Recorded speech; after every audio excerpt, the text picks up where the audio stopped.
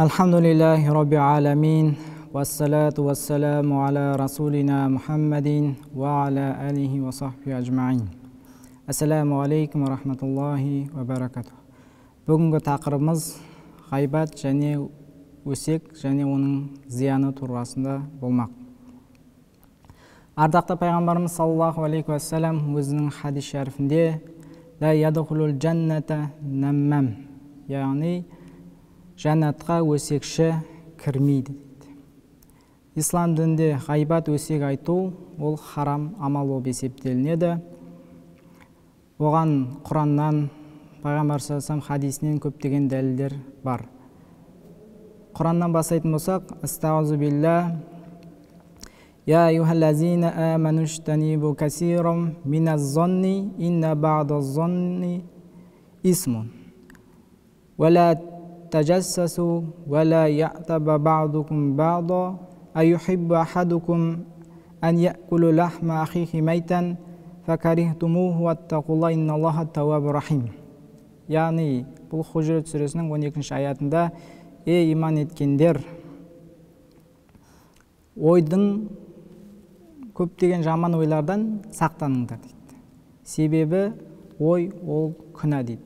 Бұл тұрғысында ардақты пайғамбар саллаллаху хадисі бар, Абу Хурайрадан жеткізілген: Якум ва зонна фа инна зонна акзабул хадис. Яғни Бұхаридан риуаят етілген бұл хадисте ойдан сақтаныңдар, шындығында ой әңгіменің ең жаманы деп келеді пайғамбарымыз хадисінде.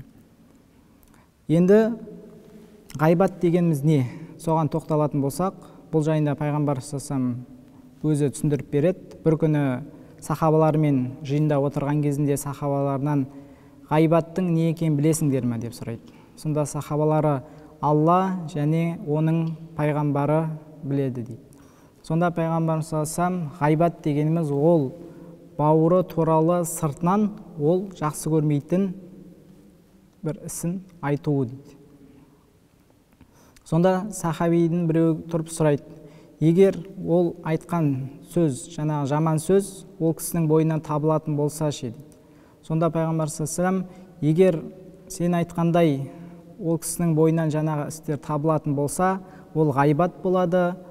Ал егер ол сипат табылмайтын болса, онда жала жапқан болады деп айтады.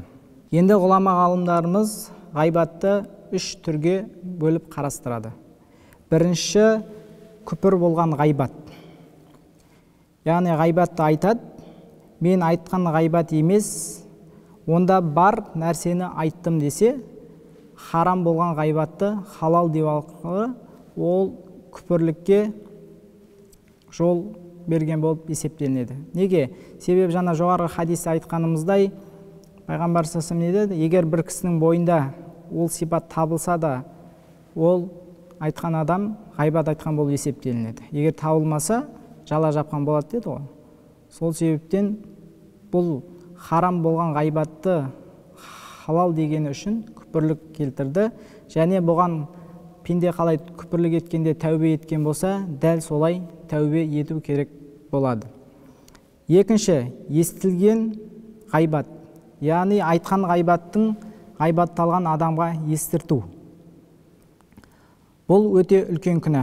Бұған жаңағы алғашқысындай тәубе ету жеткіліксіз. Бұған жаңағы ғайбатталған кісіге барып, мен сізге ғайбат айтып едім, мені кешіріп қойыңыз деп айту міндет болады. Бұған дәлел ретінде пайғамбар саллаллаху әл-ғайбату әшәдду миназ-зина дейді. Яғни ғайбат дегеніміз ол зинадан да ауыр күнә дейді. Сонда сахаби сұрайды: ол қалай зинадан ауыр дейді. Сонда пайғамбар саллаллаху Алланың бір құлы нәпсісіне еріп, немесе шайтанның азғыруына еріп, зина жасауы мүмкін. Бірақ ол Алладан шынайы тәубе етіп, кешірім сұрайтын болса, Алла тағала ол кісіні кешіреді дейді. Ал егер қандайды бір Алланың құлы бір кісі туралы ғайбат айтатын болса, онда сол ғайбатталған кісі ол кісіні кешірмейінше Алла оны кешірмейді. Сол себептен ғайбат үлкен күнәлардың қатарына жатқызылады. Үшінші, естілмеген ғайбат. Ғайбатталған адам бұдан хабары болмайды. Бұған тәубе ету керек, истиғфар, және жаңағы ғайбатталған кісінің артынан дұға етіп кешірілуін сұрау керек. Осы жерде өсе ғайбатқа қатысты мынандай бір керемет оқиға есіме түсіп тұр. Бір ауылда бір жас жігіт болады, адамдарды ғайбат айтып жүреді. Сол жас жігіттің құрбаны болған бір қарт кісі бір күні жас жігітке келіп, сен Алладан қорықпайсың ба, ұялмайсың ба деген кезінде жас жігіт, сөзімді кері алдым, мені кешіріңіз дейді. Сонда әлгі қарт кісі үйіңе бар да құстың қауырсынан болған жастықты алып кел дейді. Әлгі жігіт үйінен барып құстың қауырсынан болған жастықты алып келеді. Жаңа қария пышағын алып жастықты тіліп жібереді. Сол кезінде жастықтағы жаңа қауырсындар желмен жан-жаққа шашырайды. Сонда ақсақал айтады, мынау шашылғанда да енді жина дейді. Сонда әлгі жас жігіт, бұл жан-жаққа ұшып кетті, ол жинау мүмкін емес дейді. Сонда қария, тура сенің айтқаның өсегің сияқты жан-жаққа тарап кетті, солай емес пе деп айтты. Яғни уже тарқап кетті, оны қайтару мүмкін емес деп айтты. Енді сізге бір кісі ғайбат айтып келсе, не істеу керек? Бұл тұрғысында да бір мысалдар келеді. Бір ғұлама ғалым Сократқа бір танысы өзінің Сократтың досы жайлы естіген айтуға келеді. Яғни ғайбаттауға келеді ғой. Сонда Сократ, бір минут тоқтай тұрыңыз, мен сізге сұрақ қойайын, мен сұрағыма жауап беріңіз дейді.